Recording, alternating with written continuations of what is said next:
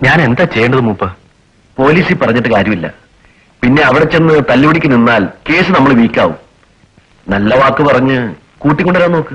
കരുണ മാത്രമല്ല, വേറെ ഒരുത്തരുണ്ട്, കണ്ടാ പാവാ, പക്ഷെ തല്ല് 3 ദിവസത്തിന് ദേഹം എടുക്കാൻ വയ്യണ്ടായി. നേരിട്ട് ഇടപെടാൻ എനിക്ക് പ്രയാസമുണ്ട്. എന്റെ പ്രശ്നം നോക്കണ്ടേ?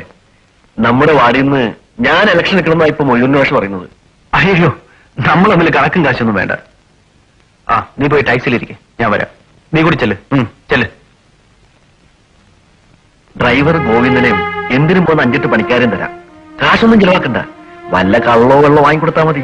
എന്റെ കസ്റ്റഡി കിട്ടിയ പിന്നെ വരച്ച വിരൽ നിർത്താൻ എനിക്കറിയാം. പക്ഷെ കരുണെന്ന് പറയുമ്പോ എന്റെ ആൾക്കാർക്കൊക്കെ പേടി. എന്നെ പോലെ 4 ആളെ കൂടി കിട്ടിയ അവൻ ചോര തുപ്പി കടവത്ത് കൊക്കിക്കുറച്ച് നടക്കുന്ന ഞാൻ കാട്ടിത്തരാം.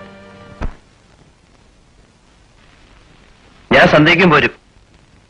കുറച്ച് അലുവയും വറുത്തായി കുട്ടികൾക്ക്. ഇളയമയെ സോപ്പിടാനാണ്.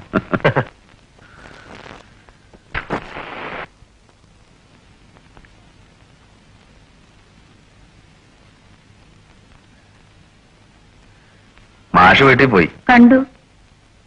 മാഷ് പറഞ്ഞ കാര്യം എങ്ങനെ എപ്പോഴാ? എനിക്ക് ഈ മാതിരി കാര്യങ്ങളൊരു വിവരമില്ല, അറിയാലോ. ഗോപിക്ക് ഭ്രാന്ത. ഹോസ്റ്റലിൽ പോയിട്ട് എന്താ വിശേഷം? ഞാനൊരു കുട്ടിയും കൂടി ചില്ലറ സാധനങ്ങൾ വാങ്ങാൻ പോയി. ഇതാ, ഇതൊന്ന് നോക്കൂ.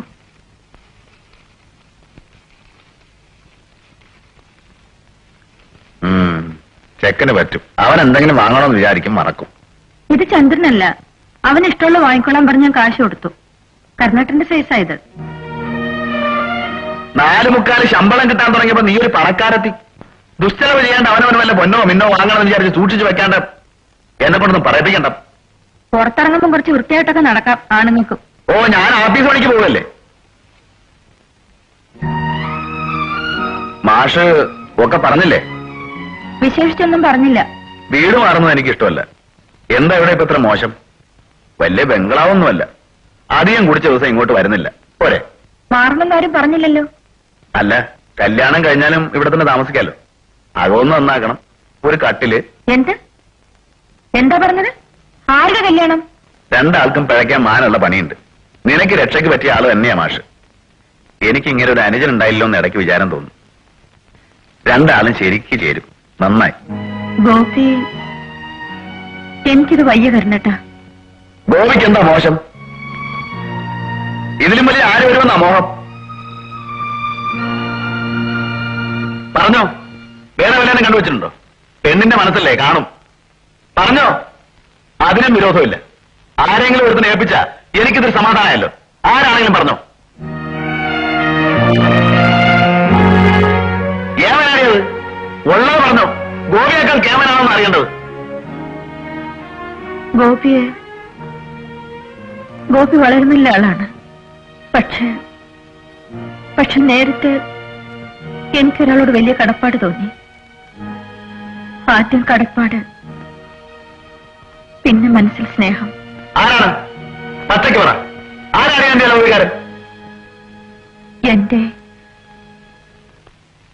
എന്റെ ജീവനും മാനവും രക്ഷിച്ച ആള് തന്നെ.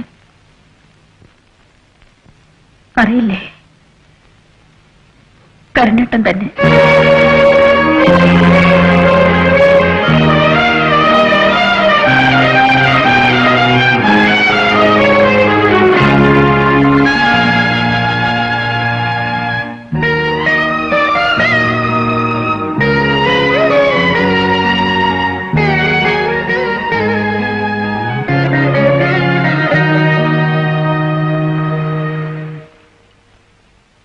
ജോസഫേട്ടൻ പിന്നെ ആളയച്ചു.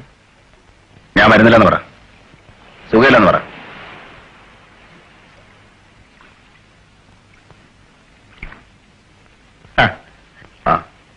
കാശ് കളഞ്ഞ കാര്യമേ എടുത്തിട്ടില്ല അമ്മ. പരമഭാഗ്യം. അച്ഛനോടെ ഞാൻ കർണനെ പറ്റി വിസ്തരിച്ച് പറഞ്ഞിട്ടുണ്ട്. ഈ ക്യാരക്ടറിനൊന്ന് കാണണമെന്ന് അപ്പ കമന്റ്. ഇളയമ്മടുത്ത് വിഷയം അവതരിപ്പിക്കുന്ന കാര്യം അച്ഛനേറ്റു. ആ വകയെ ചെലവായതേ ഒരു പെട്ടി കൊറോണ ചുറ്റിന്റെ കാശ. സംസാരിച്ചോ? ദേവേനെ എന്ത് പറഞ്ഞു? തുടങ്ങി വെച്ചു. അപ്പോഴേക്കും ആ ജോസഫേട്ടൻ വന്നു. പിന്നെ തുടങ്ങി വെച്ചല്ലോ, ധാരാളം. കാര്യം ദേവേനെ നേരത്തെ ഊഹിച്ചിട്ടുണ്ടാവും. ഇതിനൊന്നും അധികം വാചകത്തിന്റെ ആവശ്യമില്ലോടെ. കാരണം ഞാൻ ആ ജയരാജനെ ഒന്ന് കണ്ട് വീട്ടിലേക്ക് വരാം. നമുക്കെല്ലാം ഒന്ന് പ്ലാൻ ചെയ്യണമല്ലോ.